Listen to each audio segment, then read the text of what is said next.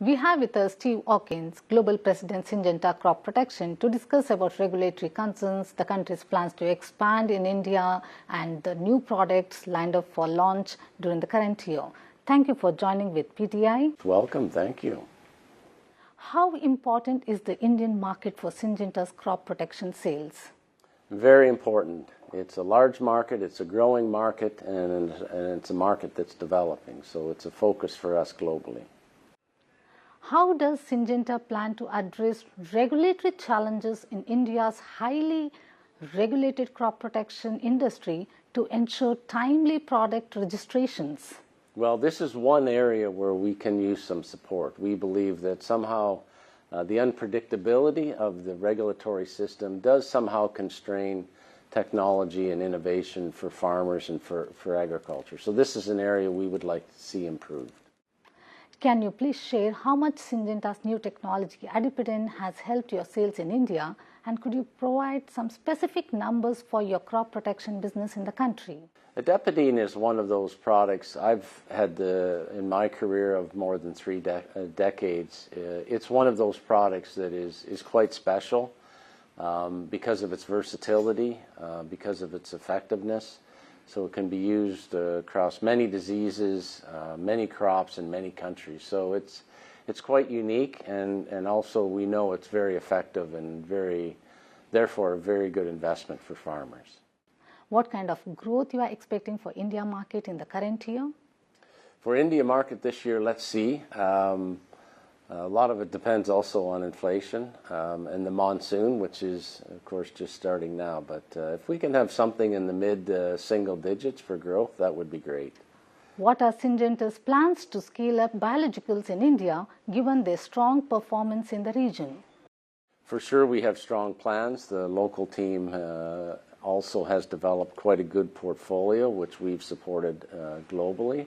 So it's an area of strength, we believe already. We're number 2 globally, and I would expect we'll be the number 1 biologicals company, not only here in India, but globally within the next couple of years. So it's an area of focus for us.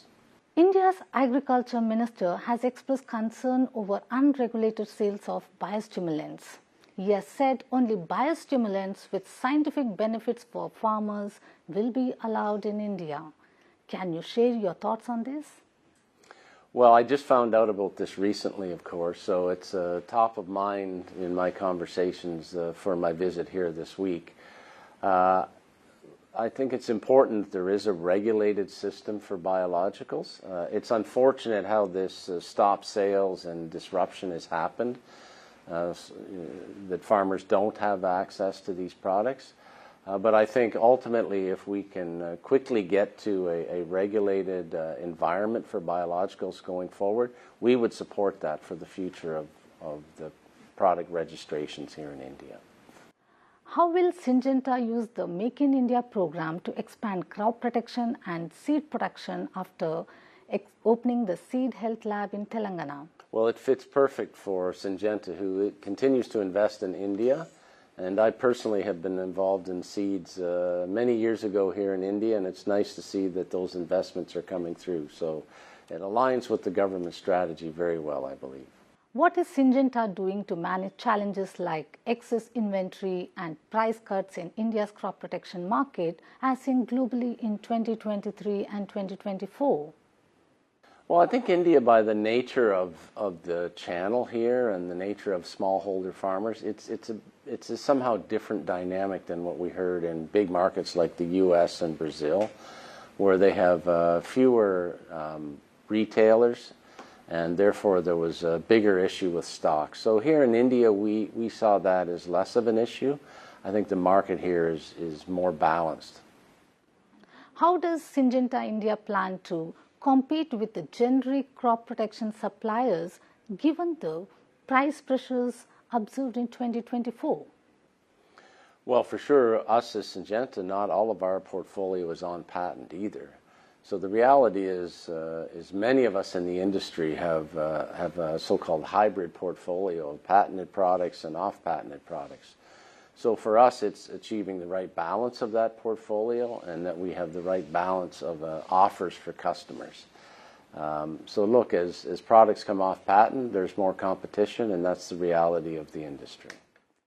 What strategies are in place to address the low sales growth rate and moderate returns in India's competitive agribusiness market? Well, I would say it maybe low growth rate potentially historically for India, but at the same time compared to global, there's a good growth rate here. So that's one of the reasons India is an attractive market to continue to invest in for the future. And not only invest in the domestic business, but also India as a platform for R&D for the global business, and very much also to diversify our manufacturing from other markets, let's say Europe and China.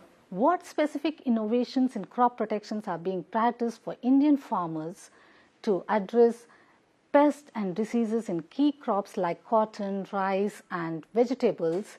Any new products lined up for the launch during this year?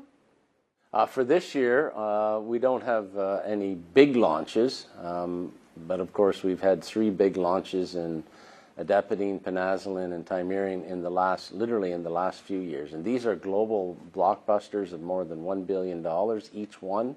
We've never had that before in Syngenta, so we're very happy with the technology we've launched in the last few years, and we do have other products in the pipeline that we'll be registering in the next few years.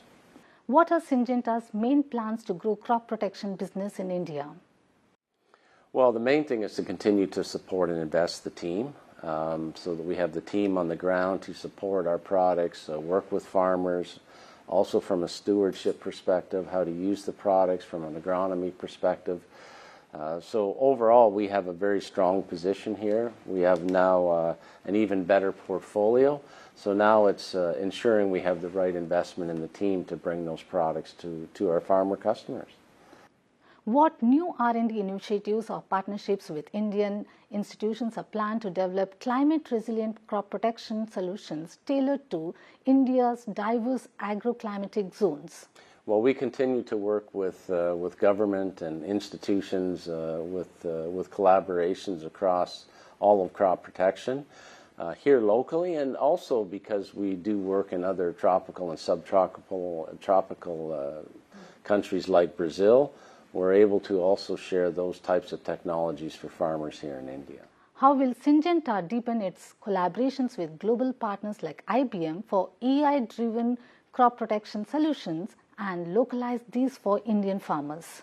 Well, that's also very important topic. I had the benefit to speak to a number of our collaborators here today in the area of AI and digital agriculture and other ways to broaden our offer to support our customers, and this is another area we will continue to invest in. How will Syngenta India integrate its global Cropwise AI platform with local farming practices to enhance yields for small farmers in India?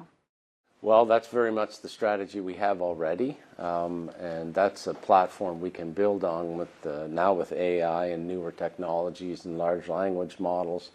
So again, that's an area that commercially we are investing in, but also in manufacturing and R&D we're investing in AI to bring products to market faster. So we will leverage Cropwise, the platform we have. We believe we have a good foot forward.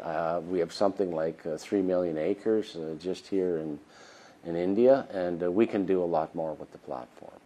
Thank you for joining with PTI. Have a nice day. Thank you very much.